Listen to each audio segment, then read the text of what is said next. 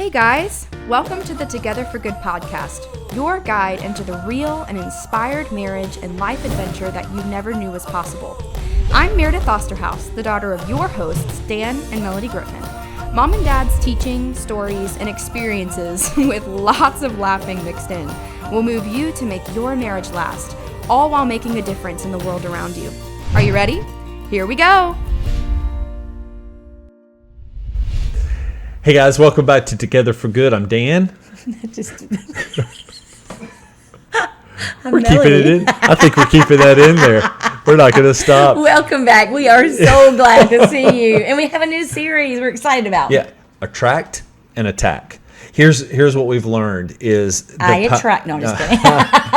The influence of personalities in our marriage relationships. And it is where so many of the gears get ground. Ooh, that's good. I like it. It just get flat out ground to a fine dust. We know. Through what can happen with the personalities. So...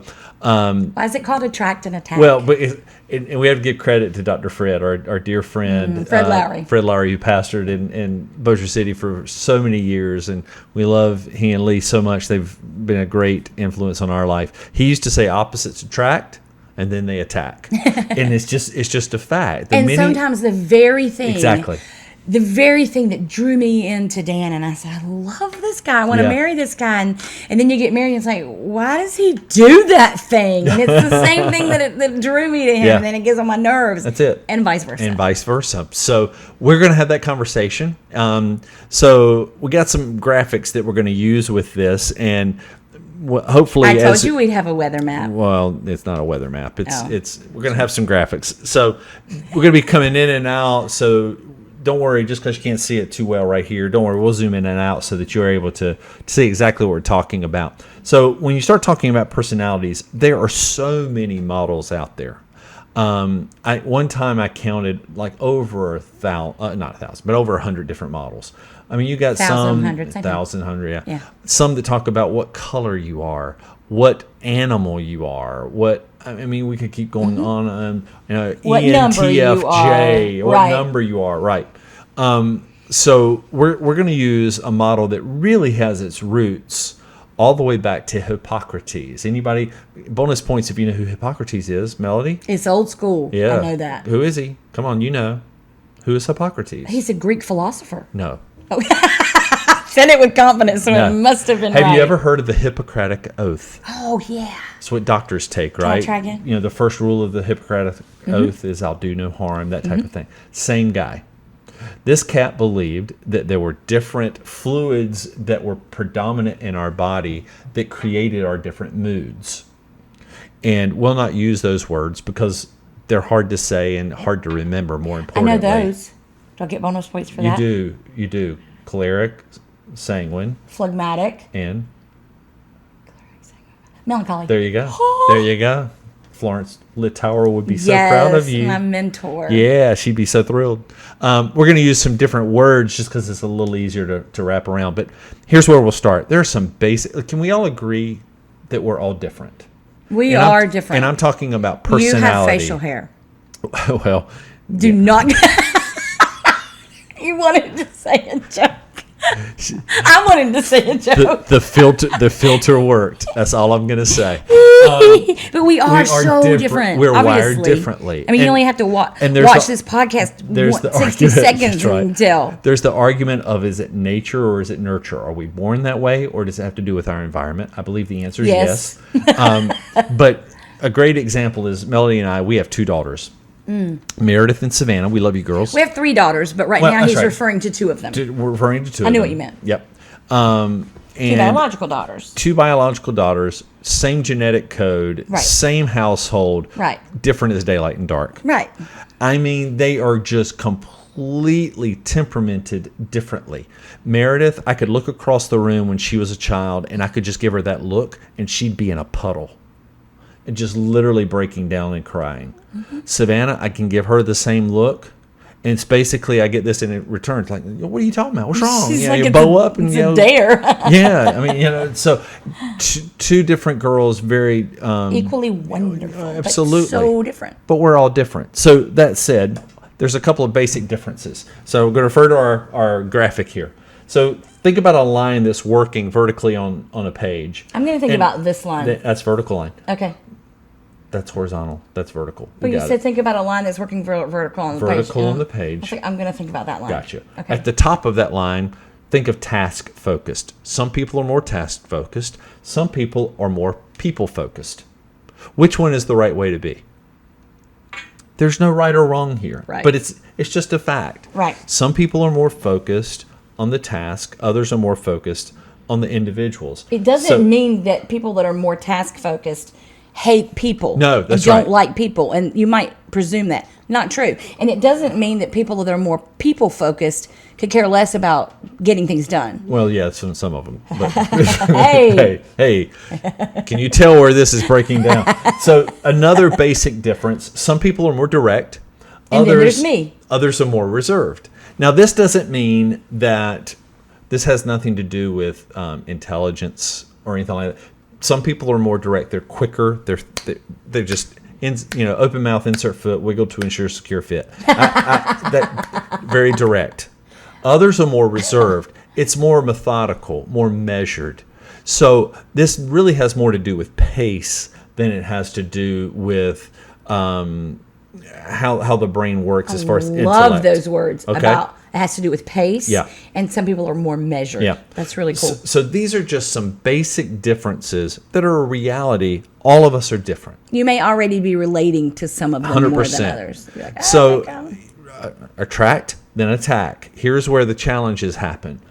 When you've got the one person that's in their task-focused box and the other person's in their people-focused box, boom goes the dynamite. Same thing with direct. Hurry up, let's go, pick up the pace, slow down. We need to take more time. We need to be more measured. That can create enormous conflict. Have you ever seen anybody have that? We're going to use an illustration on this in just a second. You're going to love it. So here's what you find now. You notice there are 4 distinct quadrants.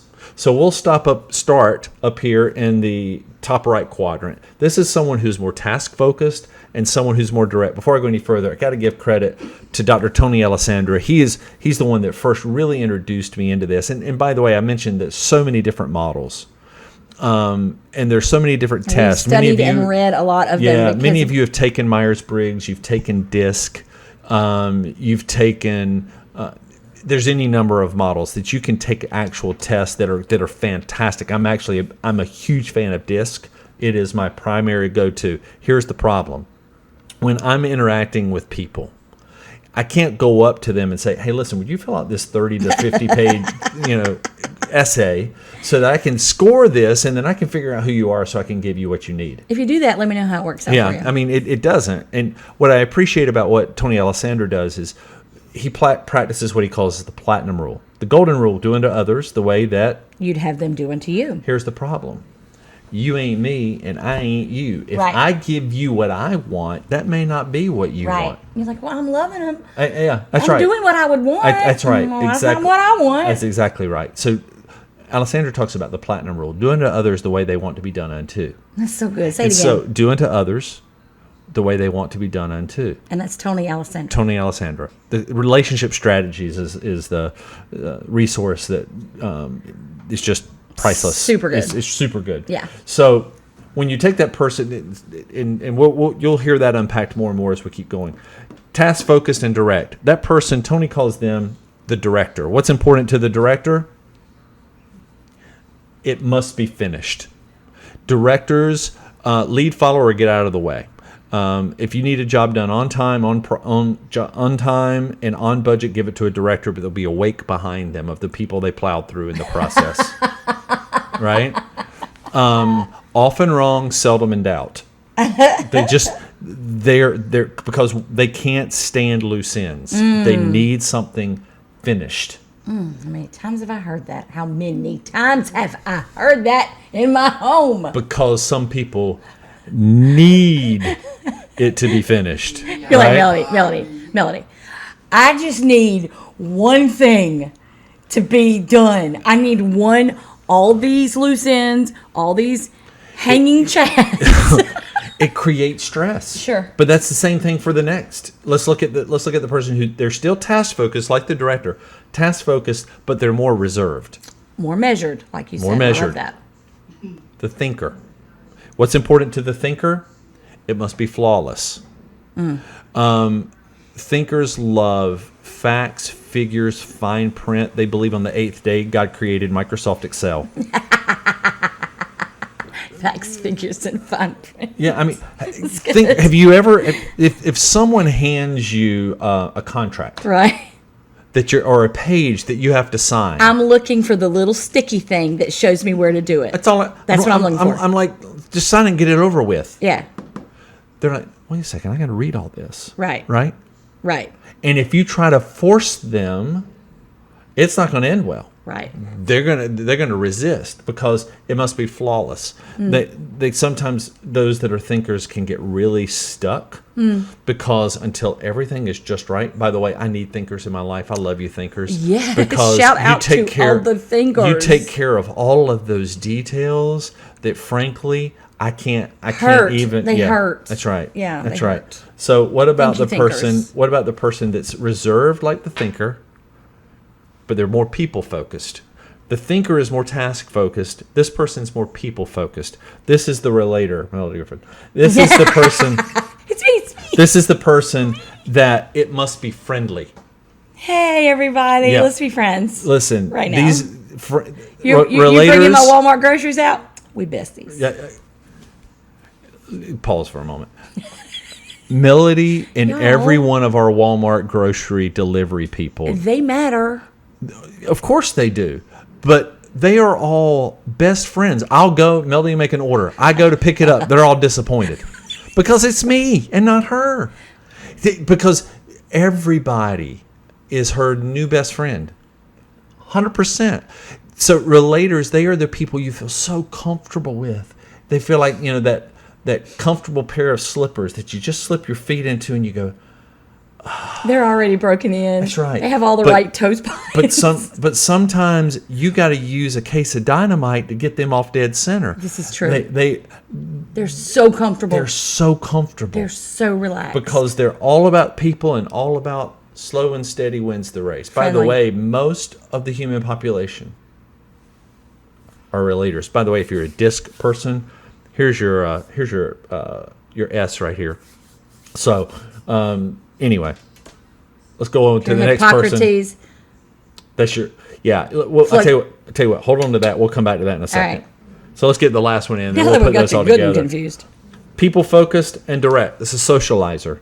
These are the lampshade on the head at the party kind of person. For a second, these are socializer earrings. Those are socializer earrings. Am I right? No doubt about it. You want to make sure nobody misses the earrings. That's right. In fact, I pulled the hair back so that you could see the earrings. Thank you, Tenfold Collective. Have you ever? There you go. Have you ever been on an elevator and you get on the bottom floor? Somebody steps on the elevator, and by the time you get to the top floor, you have just learned far more information about that person than you really bargained for. I suddenly feel very uncomfortable and embarrassed.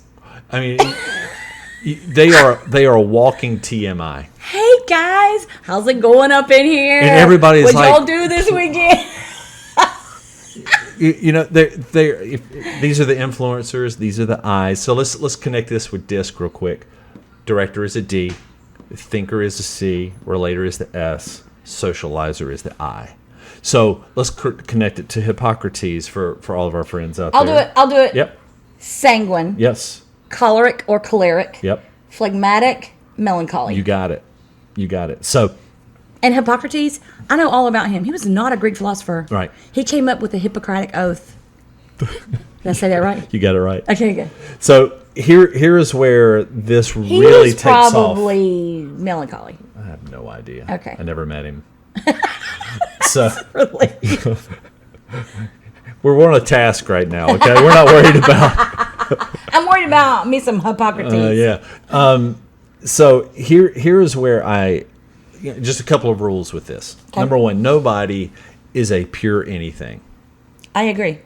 We all have a primary and a secondary. Mm-hmm. So in case you can't tell, Melody is primary primarily a relator, but Melodie also has an awful lot of socializer. So Melodie would be a socializing relator. And in case you can't tell, Dan is primarily a director, but he has an awful lot of socializer in him. Mm-hmm. So he would be what we would call, people in my industry like to call him a socializing director. You're mocking me. You're such a strange little man. It's a Toy Story quote. Go look at Toy Story 1 if you haven't done that in a while. So nobody's a pure anything. So when I'm in director mode, that's one thing. But I can easily flip into socializing mode. Here's what's really interesting about this. When Melodie and I are both in socializer mode, life is good. Life is great. We can be incredibly flexible, spontaneous. We have no problem saying... kind, generous, helpful, all the things. Everything's a party. Yeah.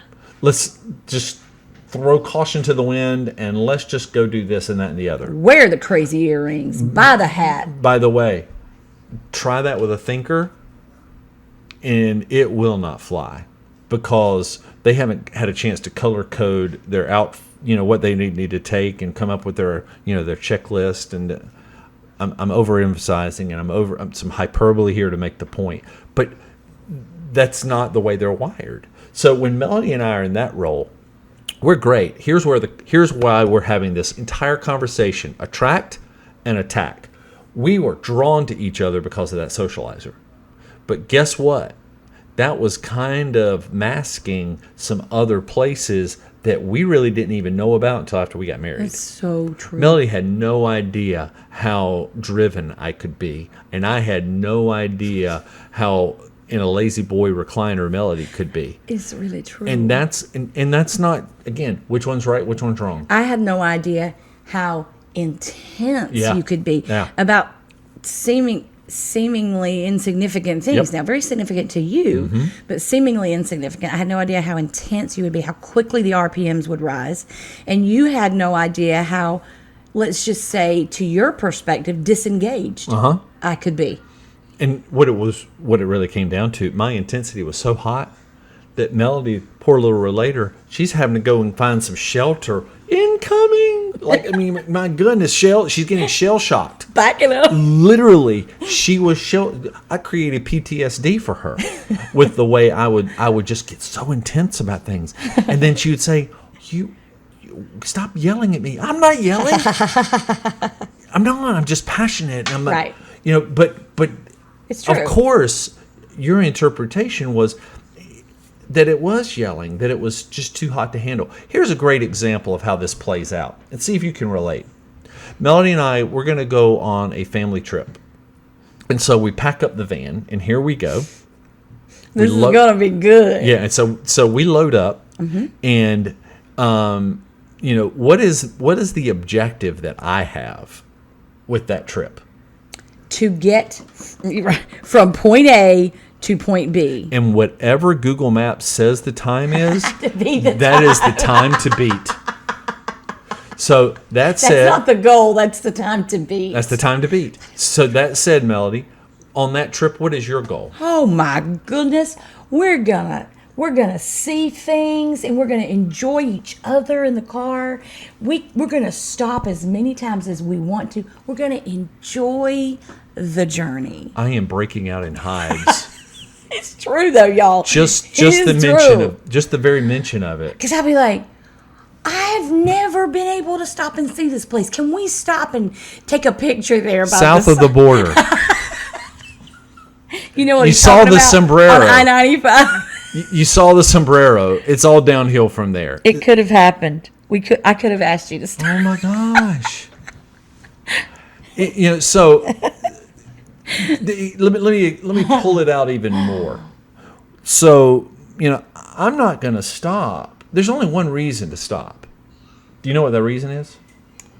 Get gas? You got it. Okay. Any other reason can wait. I got to pee. It can wait. I left my Wait, headphones. Let's back up. I need to go to the bathroom. We have a 2-liter bottle. That could have happened. I left my headphones in my bag, and they're back in the back. We'll get them when we stop. If you think I'm going to pull over so you can get your headphones, you've lost your mind. It's not going to happen. And by the way, when we do stop for gas, it's more like a pit stop. Again. Tell us how it looks. You pull in, and I really like the pilots, the Flying J's. Yes, those. You know why? Why? Because not only there's always a fast food restaurant attached. So therefore, while we're filling with gas, Melodie can go and order the food. Yeah. Because you always get messed up in the drive-through. Preferably. Yeah. You've already ordered ahead on the app. And see that's a new twist. That is a new twist that I'm loving. I have been living in your world, and No, you haven't. Paying attention. Don't even act I'm in this with you, baby. No.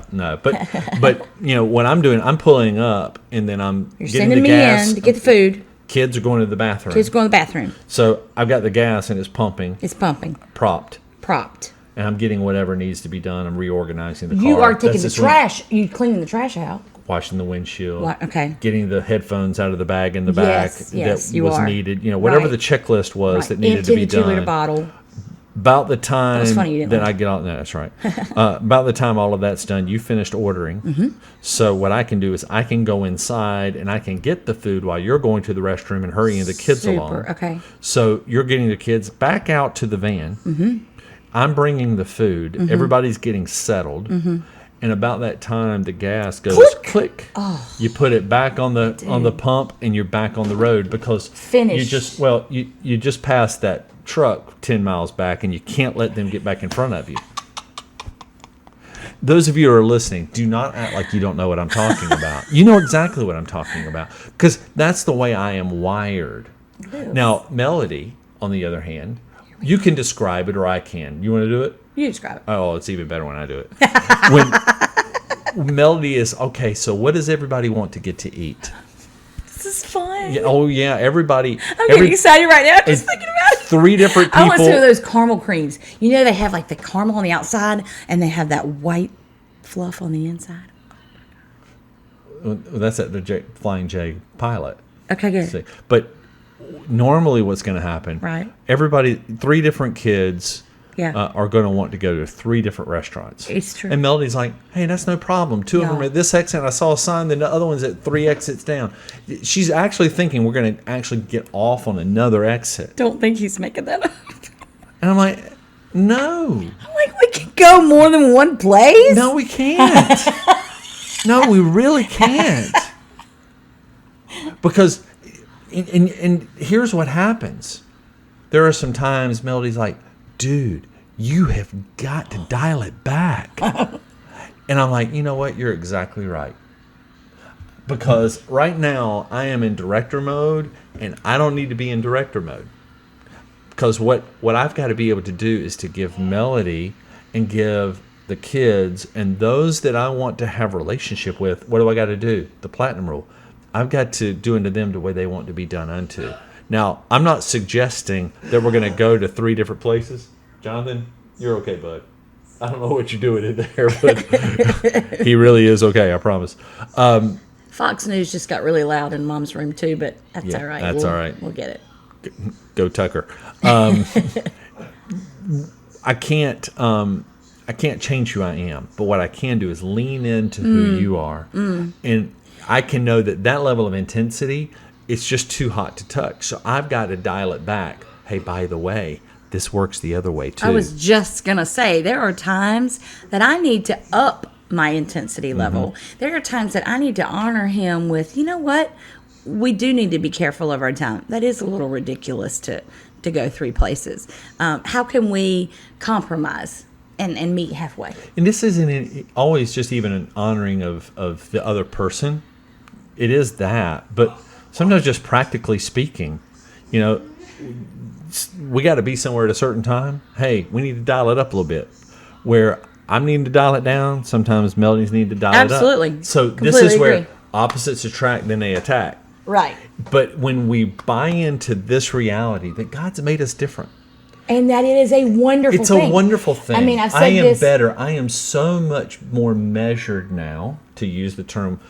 I'm more measured because of some rough edges that have come off as I have made the intentional decision of leaning in to who you are to give you what you need.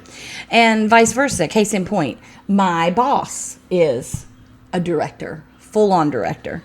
And she and I get along really well. I have said to you, she makes me better. And I feel that way about you. Yeah. You make me better. You think in a way that I don't think. But the more time I spend with you, guess what happens? I learn. It doesn't come natural to me, but I learn to anticipate some things, and I learn to think that way.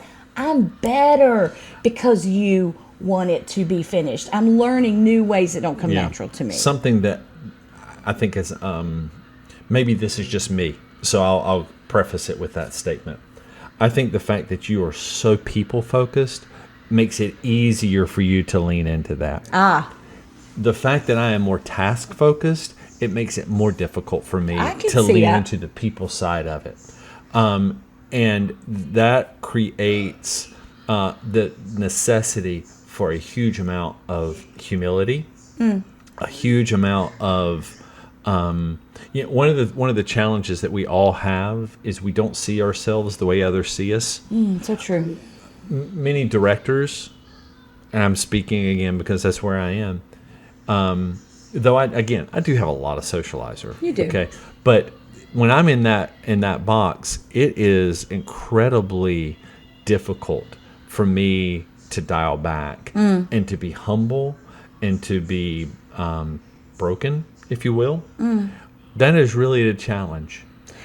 We have several people in our loved ones circle that are thinkers. Yeah. And we haven't intentionally left thinkers out. That's just some and practical illustrations of how this plays out. And I've noticed that there are some ways that we have learned and are learning to love our thinkers well and to give them space and freedom to be who they are. Yeah. To not shame them for wanting to think of all the things before they make a decision. They may take longer to make a decision. Why? Because it all matters. That's right. It all matters to them. That's right. So, just you and I have this and this, you have this and this, but we have a lot of loved ones that have this. So I don't know where you guys are. I hope you've already somewhat identified some of your areas of yourself and of your spouse. And I would say it is equally important, if not more, to know what your spouse is. Oh, thank you for saying that. Right? You know what I watch so many times when people take these personality assessments, it's like, I am this, what are you? And I've even seen it so far as, well, I'm a director. Yeah. You use it to bully people, like, well, that's just who I am. I'm a thinker, or whatever it may be. Right. You actually use that to say, well, that's just who I am. Right. And you use it as an excuse. No, it's not.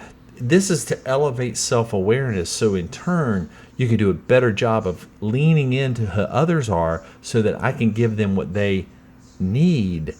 Because if I'm trying to communicate something to you and I'm in full-on director mode, it is not going to work. It's just not. It's going to have to. You're going to have to shut it down because you can't get there. But when I lean in, change my pace, lower my tone, and again, it's not that Melodie's not capable of understanding me. That's not the case at all. It's that tone shuts her down. We've had to go through so many. This is 30 years of bumps and bruises and brokenness that got us to this point. But I've had to learn. I got to dial it back if I want to be effective at communicating. And you could even go so far as to say, well, I shouldn't have to do that. All right. Yeah, work on that a while and get back to me and let me know how well it goes. When you are coming from a place of humility and brokenness and you say, I am all in and I want to honor my spouse well and I want to learn how they tick and I want to find out how to best communicate, you're going to like the results. So here's what Melodie has learned. When I'm in director mode, she doesn't tell me the backstory. Just the facts, ma'am. Just she's bullet points are better, right? I don't even need the Reader's Digest version. I just want it. What do I need to know, and what do you want me to do? So when I get those bullet points, I'm able to process it better. She does a lot. She'll say, "Hey, Dan, I don't need you to fix this. I just need you to hear this. And by the way, there are sometimes I got to take a log off the fire. I got to hear the backstory. I actually can do that pretty well because, I mean, you want to hear stories, find a good socializer. Listen, socializers love the sound of their own voice. Me first. Yeah. So here's the reason why we're going here. Opposites attract, and then they attack. There are so many of you that are listening to this. You have the exact opposite. You're a thinker and you're married to a socializer, or vice versa. You're a director, you're married to a relator, vice versa. And you've got all this conflict in your marriage and you wonder why. This is where it's coming from. So here's what let it make you better. Oh, 100%. I love that we're not the same person. I need you to be different than me, and you need me to be different than you. I could go into all the research, but the research says that better teams have equal representation here. Absolutely. That they're diverse in personality because we're better at solving problems that way. So if my thinking is all we ever get, then we're going to be It's a one-note stunted. song. Right. Yeah. So this is where your perspective, which is very different, can be very helpful if I will lean into who you are and giving that to you. And I love this stuff. I hope that you find it super helpful and intriguing. Yeah. And we'll look into it more and apply it to your marriage. So if you're going to do the Together for Good piece, you're going to learn how to be fluent in your spouse's temperament and personality. I have become fluent in relator. I know how to talk relator. I have become fluent in director / socializer. Yes. Because of that. Yeah. And what's the biggest challenge for us? We don't have any thinkers in our family. Right. Which some of you are like, duh, I'd already figured that out. In our one of our children married a thinker. Oh, very well. Yeah. In some ways. Yeah. It's true. I think either a thinking relator or a relating thinker. Exactly. And many of you know that Melodie's mom has moved in with us. Guess what? She's a thinker. With some director. Mm-hmm. So again, My best friend has some thinker. Yes, she does. Mm-hmm. Yeah, Robin sure does. And I love it because she sees the world from a different lens than we do. She's just intentional. You need those people in your life, folks. So again, going back to the real takeaway that I hope that you'll really buy into with where we're going right now. If you're going to stop attacking, it's important that you learn who your spouse is and you lean into their temperament, personality, learning how to communicate in a way that they can receive it. Because if you're not doing that, it's never going to absolutely. Really and I land. would challenge you to think about what drew you to your spouse in the first place.